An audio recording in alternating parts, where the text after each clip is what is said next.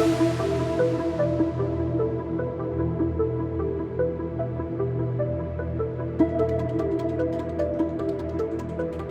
there, I'm Stan Baker, one of the hosts of Circle Forum, along with Shelley Steele and Steve Young. This week, we're discussing a terrific article from the American National Association of Secondary School Principals called 10 High-Yield Actions to Improve Student Attendance. There is so much here that we only got to 4 or 5 of the actions, and we started with number 1, intentionally building relationships with students.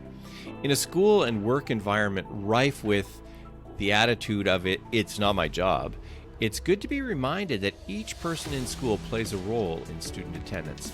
But it doesn't happen magically.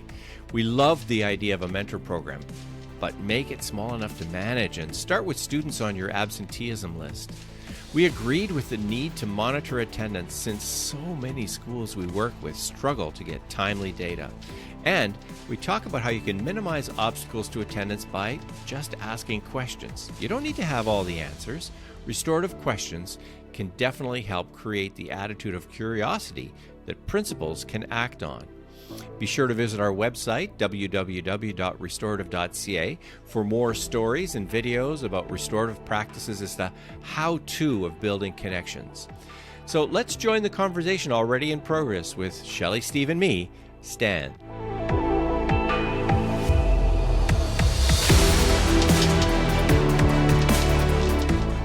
The National Association of Secondary School Principals has an article that came out called 10 High-Yield Actions to Improve Student Attendance, and we loved number 1. Number 1 to me, it was the key, creating a culture in which all teachers and staff purposely develop relationships with students. And that's what we've been talking about, is this idea of developing relationships. But there were some key points in this one. The idea, the word purposefully, as we've talked about, we say intentionally, but it's purposeful. And it's about all staff, not just teachers, but all staff. And just in this short paragraph or two under this first strategy, they talked about labor stats, the Bureau of Labor Statistics, that said 17.7% of dropouts, high school dropouts, said that no one cared if I attended.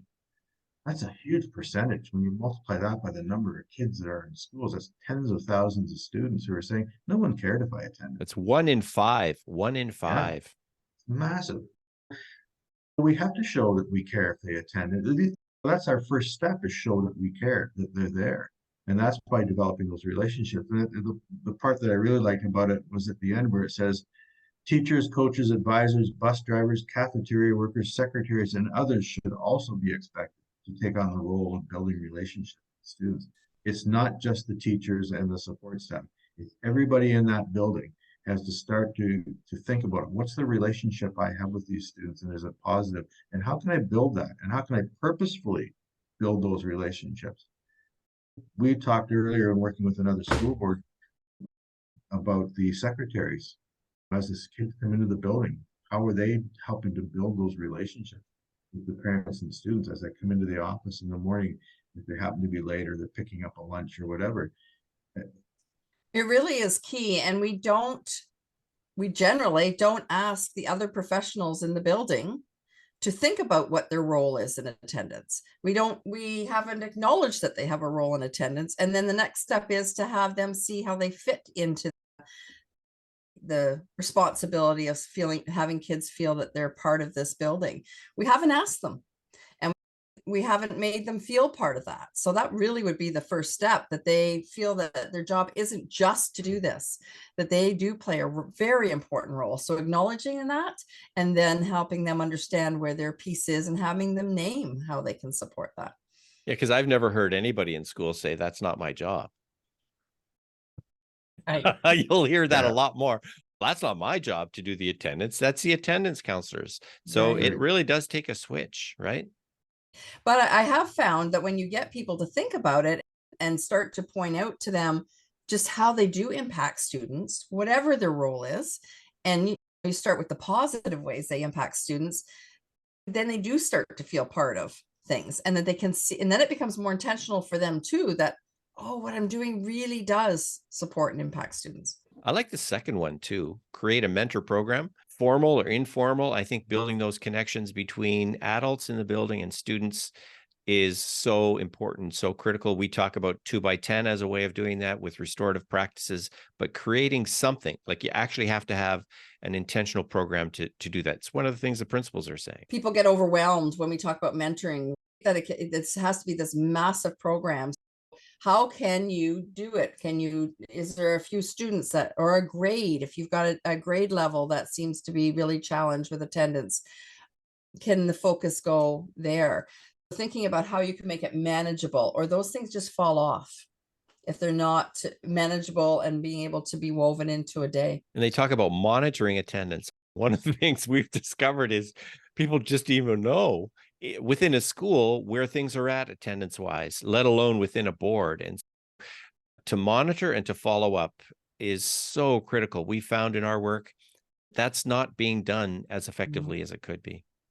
And you may have to figure out a system within your building or within your board of how to do that. And that could be naming, I want any students that have missed, if we're talking secondary, more than 2 periods of class this week, and to run that report. So whatever system works for you and your team, but name somebody to do that and how the follow-up will go from there. And the person that's doing the report retrieving isn't necessarily the person that's going to follow up with the student. That may be that's the person who makes most sense, who should be following up with those students. And tied into that is the number 4 there is minimizing obstacles to attendance. And we talk about this a lot, and that's where the restorative questions or the restorative mindset really comes into place, that we don't know the answers and we have to remain curious about it. If we assume why somebody they just don't like coming to school, then we're going to take a certain stance and approach to that, and generally it's punitive. But if we start to understand what some of the obstacles are, actually he has to get his siblings fed, dressed, and to their school before he can make it in when he's always 20 minutes late. Okay, now that's something different to work with. So really understanding what the obstacles are, and then what can we do to minimize them for the student. Yeah, and when we ask those questions, we might uncover a lot of obstacles that are beyond our scope, but we know how to make connections to people that it is within their realm to deal with some of those issues. But we won't know to do that unless we have those conversations and we ask. Back to what we were talking in other podcasts about, the restorative attendance conference. Having that conference and asking the right questions may uncover a lot of needs that aren't being met for that child or that family, that school officials and school workers may not necessarily deal with, but may know who to connect them to. And so we have to have those conversations and try to do that. But sometimes the needs are something that we can do. We've just never even thought about it. Do they have clean clothes to wear? Do they have a change of clothes? And we do something about that. Do they have a snowsuit in winter and boots? Kids not coming to school because they don't have winter boots.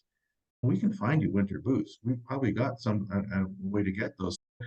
We just have to ask those little questions, because those little things may be the ones really leading to these issues. They're easily solvable. What I liked in this list, going down this list, was treating kids with dignity and respect as if they were your own. In other words, working with kids, and that whole piece, that whole paragraph really talks about the restorative approach to school discipline. It says sometimes students behave badly and punishment is warranted. It takes a little skill, though, to merely administer the specific consequences. It talks about having conversations with the kids and getting to know them, find out what's causing this, the behaviors that are showing up, and demonstrating some concern and some general proactive concern for students and build those relationships. It really talks about a restorative plan in terms of dealing with this. So I think that part I like as well out of this. Just a bit more onto Steve's point there is that we may not have the answers. And sometimes that's the fear, that people don't want to ask the questions because they don't have the answers to it. But not to take that responsibility is fully on you, and that there is sometimes we can just do a piece of the puzzle, and that's what Steve's talking about. We may not have the whole thing, but a piece of it. So for the student that needs to get his siblings off to school, okay, you're going to be 20 minutes late, but please show up rather than missing the whole period, because so what can we do to support what might be going on?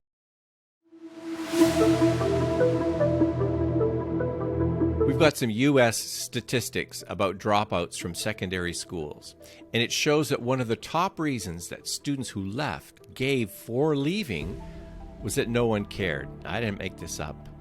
Almost 20% of dropouts, or 1 in 5 who left, said that no one cared if I attended. Everyone in school can do their small part to show care to students. It takes intention. It takes identifying those most at risk, and it takes using restorative questions. Be sure to visit our website, www.restorative.ca, for more restorative questions as the how-to of building connections with secondary students. Let's get everyone in our school showing and acting and talking with care to our students. It can make all the difference in their world.